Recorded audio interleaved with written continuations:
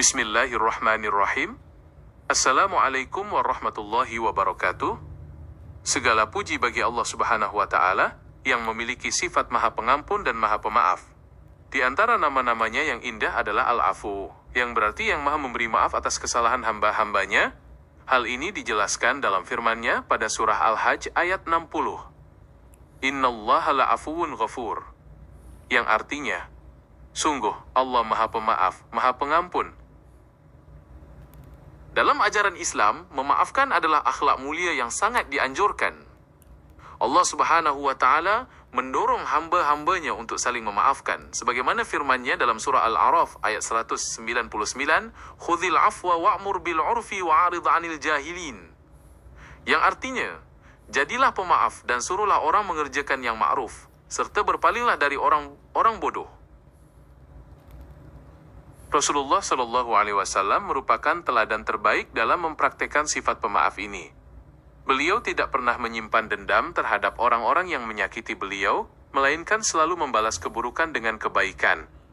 Hal ini sebagaimana disabdakan oleh Rasulullah Shallallahu Alaihi Wasallam dalam sebuah hadis, Ma anaqasat sadaqatun min ma'alin wa ma adzadallahu 'abdan bi'afwin illa idzan wa ma tawadda'a ahadun lillahi illa rafa'ahullah.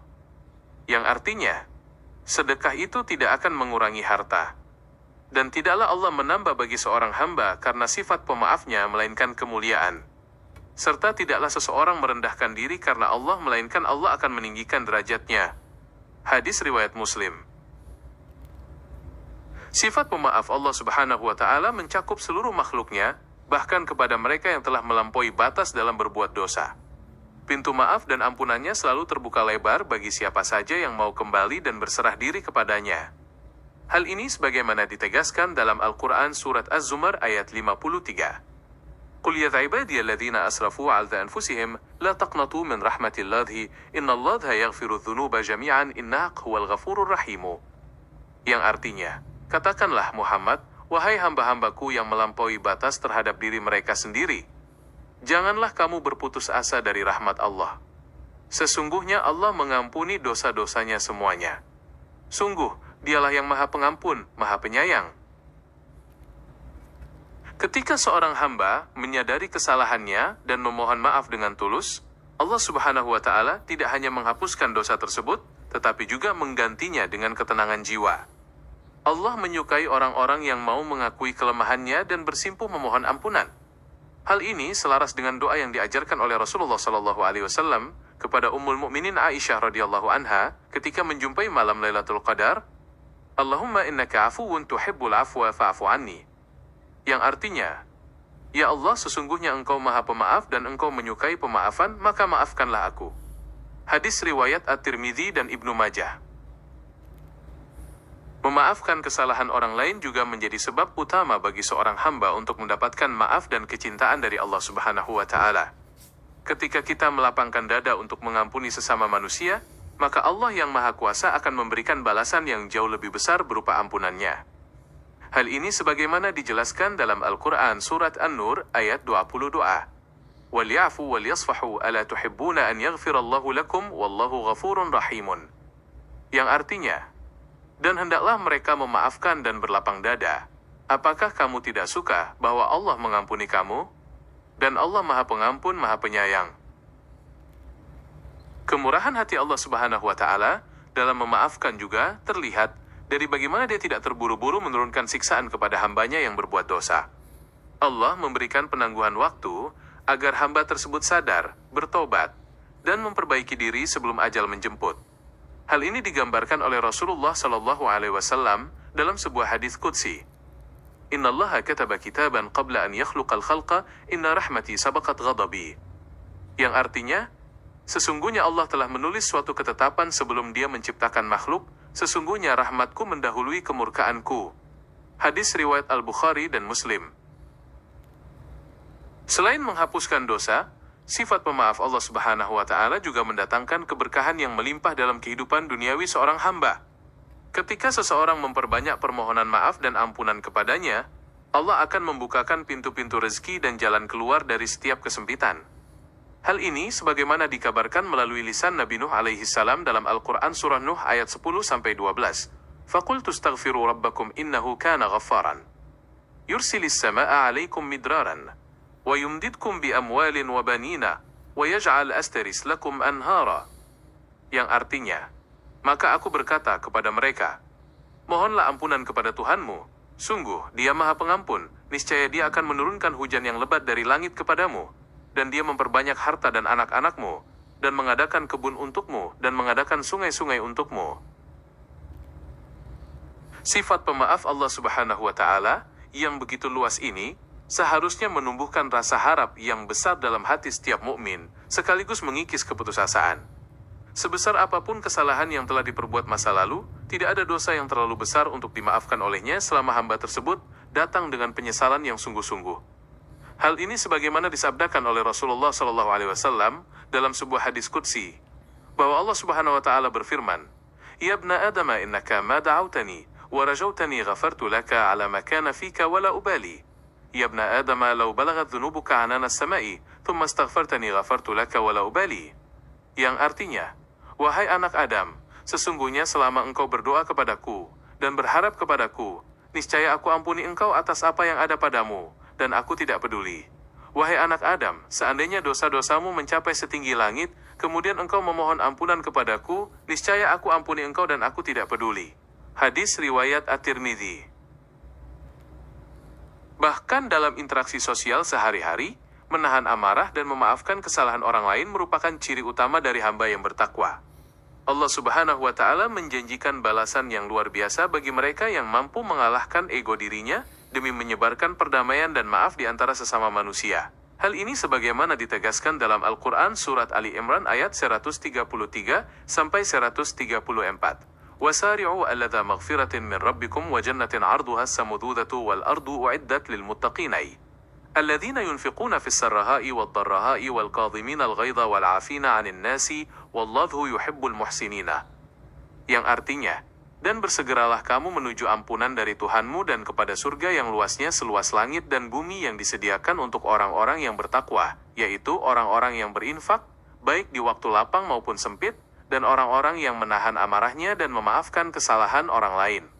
Dan Allah mencintai orang-orang yang berbuat kebaikan. Ketulusan dalam memaafkan juga menjadi salah satu sebab utama terhalangnya seorang hamba dari siksa api neraka. Seseorang yang memiliki hati yang lembut, mudah memaafkan, dan tidak mempersulit urusan orang lain, akan mendapatkan kemudahan dan perlindungan dari Allah Subhanahu wa Ta'ala di akhirat kelak. Hal ini sebagaimana disabdakan oleh Rasulullah SAW dalam sebuah hadis, "Ala ukhbirukum biman yahrumu 'alan nari, aw biman tahrumu 'alaihi an-naru 'ala kulli qaribin hayyinin layyinin sahlin." Yang artinya, maukah kalian aku tunjukkan tentang orang yang diharamkan atas neraka, atau neraka diharamkan atasnya, yaitu atas setiap orang yang dekat dengan manusia, bertabiat rileks, tenang, lembut dan mudah, suka memaafkan dan mempersimpel urusan. Hadis riwayat At-Tirmidzi. Sifat pemaaf Allah Subhanahu wa Ta'ala juga tercermin dari bagaimana Dia tetap memberikan nikmat lahir dan batin kepada hambanya, meskipun hamba tersebut terus-menerus melakukan kemaksiatan dan mendurhakainya. Allah tidak langsung memutuskan rezeki atau mencabut kesehatan mereka, melainkan tetap memperlakukan mereka dengan penuh kesantunan dan kebaikan. Hal ini sebagaimana digambarkan oleh Rasulullah SAW dalam sabda beliau, "La ahada asbaru ala adan sami'ahu minallahi, yadda'una lahul walada wa yarzuquhum wa yu'afihim." Yang artinya, tidak ada seorang pun yang lebih sabar terhadap gangguan, perkataan buruk yang didengarnya melebihi Allah. Mereka mendakwakan bahwa Dia memiliki anak, namun Dia tetap memberi mereka rezeki dan memberikan kesehatan kepada mereka. Hadis riwayat Al-Bukhari. Keagungan sifat pemaaf Allah Subhanahu wa Ta'ala juga terlihat pada hari kiamat kelak, di mana Dia akan menutupi aib seorang mukmin yang berdosa di hadapan seluruh makhluk. Allah memanggil hamba tersebut secara rahasia, mengakui dosa-dosanya, lalu memberikan maafnya yang tulus tanpa mempermalukannya. Hal ini sebagaimana dijelaskan dalam hadis yang disampaikan oleh Rasulullah SAW, "Innallaha yudnil mu'mina fayada'u alaihi kanafahu wa yasturuhu, fayaqulu ata'rifu dhanba kadha ata'rifu dhanba kadha, fayaqulu na'am, ay rabbi hatta idha qarrarahu bidhunubihi wa ra'a fi nafsihi, annahu halaka qala satartuha alaika fid dunya, wa ana aghfiruha laka fid dunya, wa ana aghfiruha laka al-yawma." Yang artinya, sesungguhnya Allah akan mendekatkan seorang mukmin pada hari kiamat, lalu meletakkan tabirnya dan menutupinya. Allah berfirman, apakah kamu mengetahui dosa ini?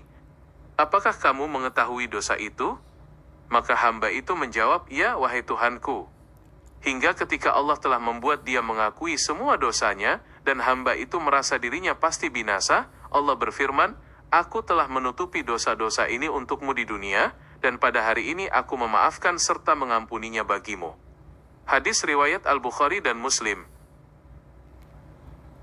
Sifat pemaaf Allah Subhanahu wa Ta'ala juga mencakup kelapangannya dalam menerima tobat hamba yang kembali kepadanya di waktu malam setelah berbuat dosa di siang hari, maupun yang kembali di siang hari setelah berbuat dosa di malam hari.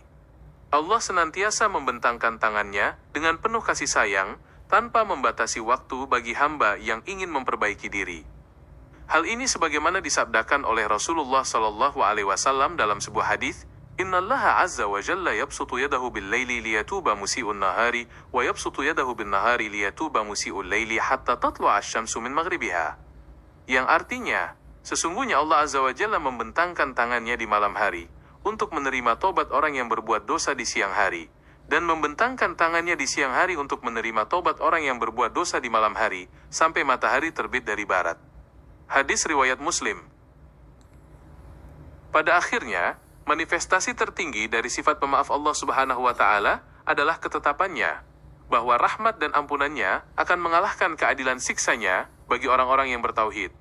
Di hari akhir nanti, atas luasnya pemaafan Allah, seorang hamba yang memiliki keimanan sekecil apapun di dalam hatinya pada akhirnya akan dikeluarkan dari kesengsaraan menuju keselamatan yang abadi.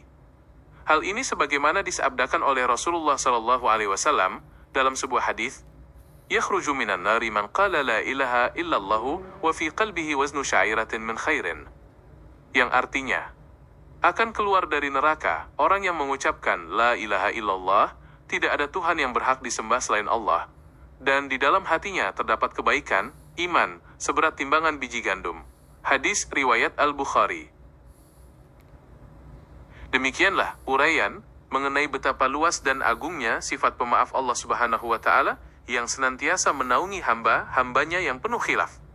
Semoga kita semua digolongkan sebagai hamba yang gemar bertobat, mendapatkan limpahan ampunannya, serta mampu meneladani sifat pemaaf ini dalam kehidupan sehari-hari demi meraih ridho dan kemuliaan di sisinya. Wabillahi taufiq wal hidayah. Wassalamualaikum warahmatullahi wabarakatuh.